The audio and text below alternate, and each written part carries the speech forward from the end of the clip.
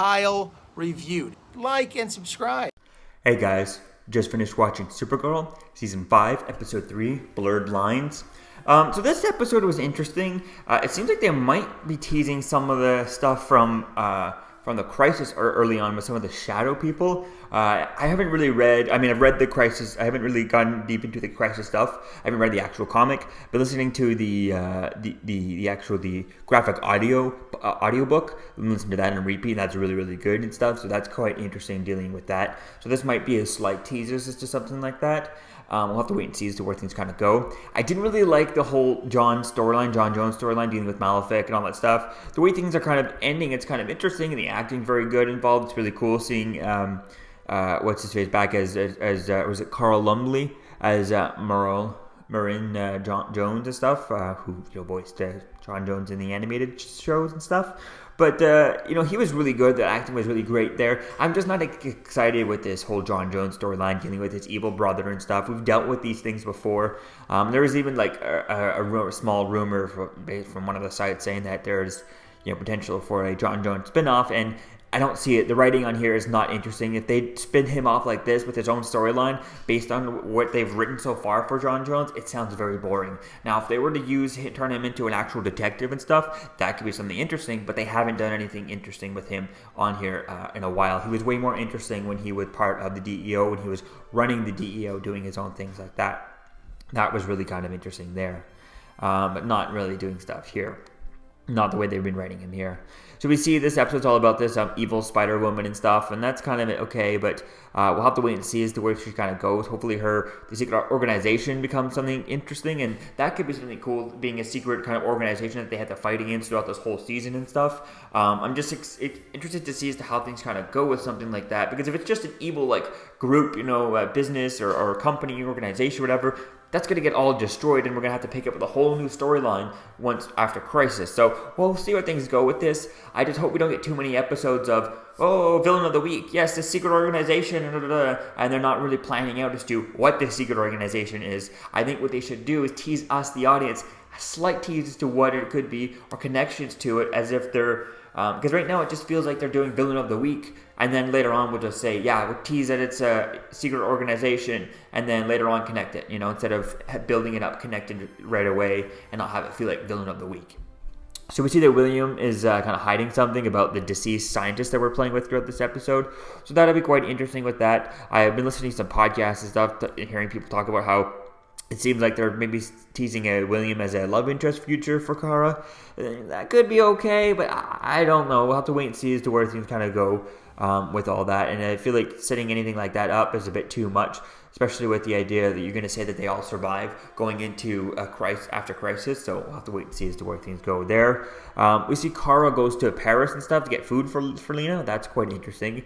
You see Lena kind of straight up playing Kara to get Lex's secret journals and stuff. So that'll be quite interesting to see is how she uses them. We see the Dreamer goes inside of John's mind, and like I said, the revelation there was okay, but it just got bored with that story. I'm getting bored with this John Jones storyline of him not doing anything. I want to see him as an actual detective and go and do some detective stuff and do things like that, rather than see him just again playing with the Martian stuff. We've done with that. We've been dealing with that since we got revealed that he was Martian Manhunter back in season 1. So it's enough like that, and we need to change it up and stop having him fight, an evil Martian, evil white Martian, whatever. Just let him be his own person, do his own stuff, and move the character on. The character just feels like it's not moving on from his past, his history, and all that stuff. And I just feel like I need something different from him than him just kind of dealing with his past. It's getting kind of boring. We find out that Malefic was kind of locked up as a kid, so yeah, that's kind of okay, but still kind of boring. And we see that the Guardian... At one point, we see that Kara goes after the spider tattooed woman, and she shows up really fast, and then half a minute later, Guardian shows up in full costume. It's like, what the hell? How the hell did he get there so goddamn fast? It's stupid. It's so stupid. I mean, what really she should have done is had them fight for a 10-minute fight scene, cutaway commercial, make it sound like they've been fighting for half an hour, and then, have him show up just at the end when it's almost too late, but still it makes sense that they could show up, rather than him, just showing up 30 seconds later. I mean, they didn't establish how far it was, but it's not like it happened in the next building right outside of the DEO where they were. That was kind of silly. We find out that John erased everyone's memory about Malefic as their child and stuff, so that was okay. Just kind of like, I don't know, just not interested in the John Jones storyline. We see Kelly, after facing Malefic and stuff, can now see what Malefic looks like as when he shapeshifts. She can tell and stuff. So that'll be quite interesting to see as to where things kind of go with that. Hopefully that something like that could play into the crisis and stuff. So that could be something fun there. And we see that William at the end of the episode is working for some secret organization or someone secret. He meets someone on a bench and he gets a secret thing of cash. So that'll be quite interesting to see as to where things go. Like I said, I feel like it's kind of predictable that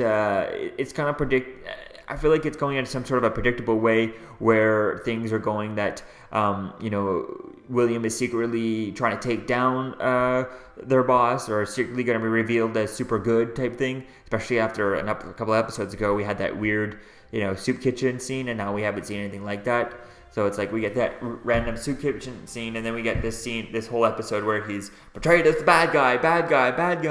It's like, oh, don't forget he also does, he volunteers for soup, for shelters and stuff. So yeah, we'll have to wait and see as to where things kind of go, but it seems like predictable that he's going to be portrayed as a bad guy, only to switch and say, oh, no, he's good the whole time. And that just kind of, I don't know if I like that. Just seems kind of predictable the way they're going with him, for him to be portrayed but as a bad guy only to kind of reveal that he's actually good type thing.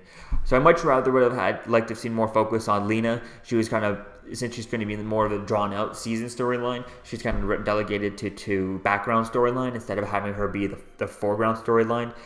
She should have stayed the foreground storyline ahead of everyone else, and I wish that her storyline was much more prominent, much more in the face. I mean, I'd rather follow actual Lena this season rather than kind of following Kara or anyone else. Have Lena be the main character throughout this season, and then slowly show her what she's doing to Kara, right? That could have been way more interesting than this.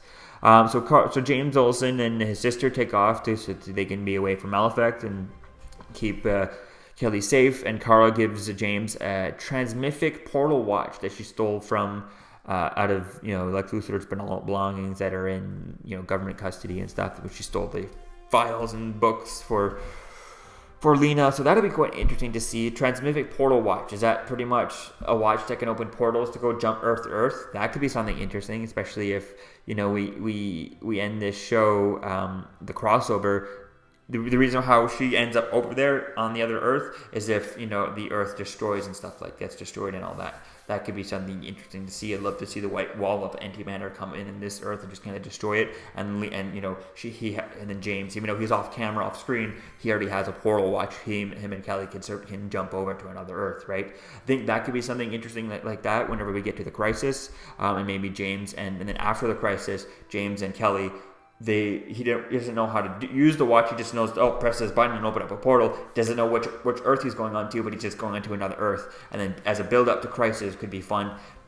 Seeing Kara jump from Earth to Earth to Earth, trying to find where James and Kelly are, since they have no idea where they were. They just had to get off of Earth 38 because of it was just getting destroyed. So that could be really interesting to see. So let me know what you think, guys, about all this in the comments below. And what do you think about this episode? And I'll see you guys in the next video. Peace. Okay, Kyle has a YouTube channel called Kyle Reviewed. It's about Marvel and DC. I happen to know a little bit about DC since my initials are DC. All right, so if you like Kyle's interviews and videos and reviews and everything like that, then like and subscribe. If you don't like them, well, maybe you're just not a comic book fan.